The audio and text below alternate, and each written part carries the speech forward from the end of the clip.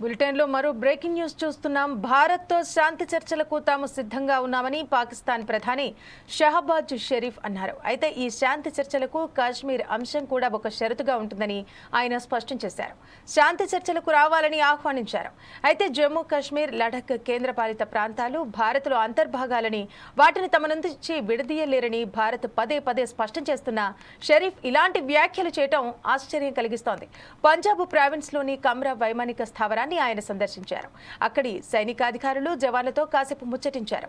షహబాజ్తో పాటు ఉప ప్రధానమంత్రి ఇషాక్ దార్, రక్షణ మంత్రి Khawaja Asif, army chief general Asim Munir, air staff chief air chief marshal Zaheer Ahmed Babar Sidhu వైమానిక స్థావరాన్ని సందర్శించారు.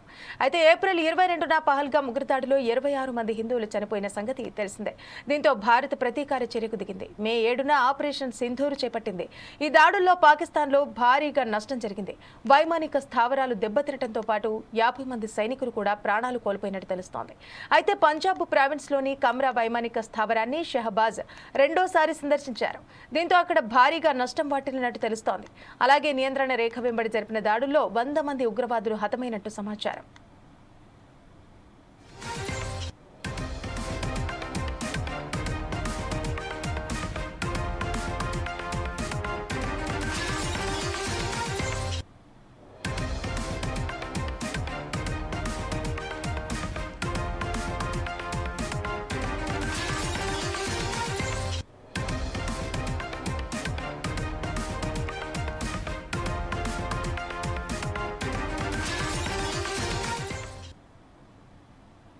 భారత్తో శాంతి చర్చలకు తాము సిద్ధంగా ఉన్నామని పాకిస్తాన్ ప్రధాని షహబాజ్ షరీఫ్ అన్నారు. అయితే ఈ శాంతి చర్చలకు కాశ్మీర్ అంశం కూడా ఒక షరతుగా ఉంటుందని ఆయన స్పష్టం చేశారు.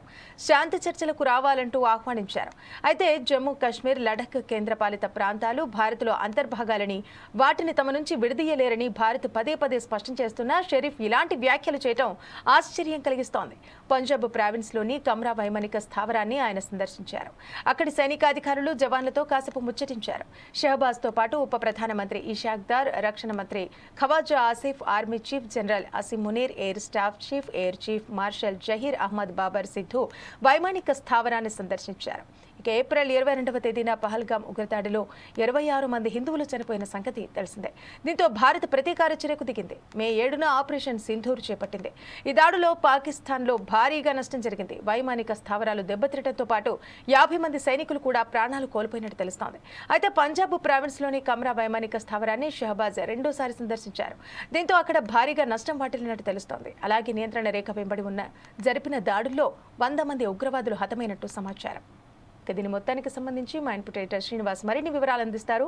శ్రీనివాస్, చెప్పండి, పాకిస్తాన్ ప్రధానమంత్రి ఎవరైతే ఉన్నారో తను శాంతి చర్చలకు నేను సిద్ధమని చెప్పడం జరిగింది. అయితే ఒకవేళ శాంతి చర్చ కనుక జరిగితే ఏ విధంగా ఉండబోతుందో ఒకసారి డీటెయిల్డ్గా చెప్పండి.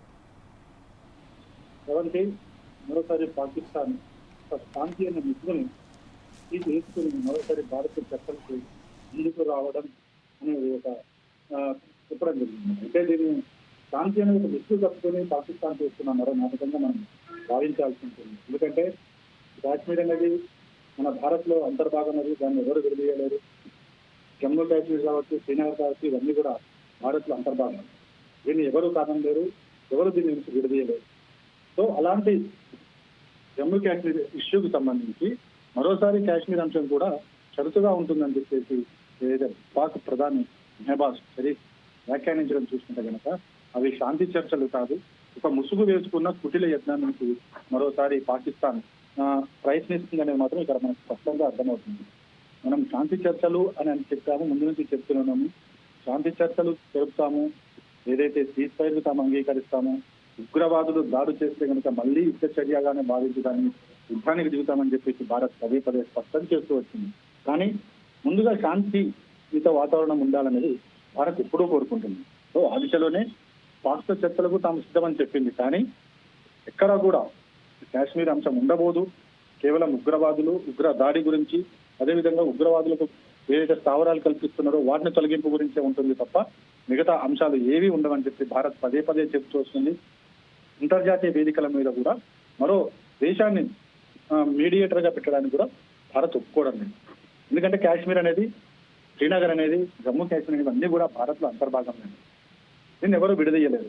సో ఇలాంటి అంశాన్ని మరోసారి తెర మీదకి తీసుకొచ్చి పాకిస్తాన్ ఒక కుటిల నీతికి పాల్పడుతుందని మనం స్పష్టంగా తెలుస్తుంది. అది కూడా ఏదైతే భారత్ పాకిస్తాన్ మీద దాడి చేసిన తర్వాత ఆ దేశానికి వాయు సేనకు సంబంధించి కావచ్చు, అదేవిధంగా ఆర్మీకి సంబంధించి కావచ్చు తీవ్ర నష్టం వాటిల్లింది. వాటిల నేపథ్యంలో భారత్ లో మన ప్రధాని మోడీ అన్ని వివిధ దళాధిప సిబ్బందిని కూడా కలవడం జరిగింది. వాళ్ళతో ముచ్చరించడం జరిగింది. వారి బాగోగులు తెలుసుకోవడం జరిగింది. యుద్ధంలో వాళ్ళు కనబరిచిన రీతిని వాళ్ళ ప్రధాని మోడీ మెచ్చుకోవడం జరిగింది. ఏం చూస్తే దీని కాపీ కింద మెహబాజ్ షరీఫ్ కూడా అక్కడున్న పాకిస్తాన్ సైన్యంతో కలిసి వాళ్ళతో మాట్లాడడం జరిగింది. ఇది కేవలం అక్కడున్న ప్రజల్ని తానేదో చేస్తున్నానని చెప్పుకోవడానికి చేసిందే తప్ప ఎక్కడా కూడా పాక్ అనుసరిస్తున్న వైఖరి ఎట్టి పరిస్థితుల్లో కూడా కరెక్ట్ కాదు. శాంతి చర్చలు అంటే కేవలం శాంతి మీదనే ఉగ్రవాద దాడికి సంబంధించిన చర్చలు ఉండాలి తప్ప కాశ్మీర్ అంతర్భాగం దాన్ని చర్చిస్తామంటే మాత్రం ఇది ఒప్పుకునేది లేదు. ఇది ఖచ్చితంగా పాకిస్తాన్ చేస్తున్న మరో గేమ్ గానే మనం భావించాల్సి ఉంటుంది. దీనికి భారత ప్రజలు కానీ భారత ప్రభుత్వం కానీ ఎట్టి పరిస్థితిలో అంగీకరించకూడదు.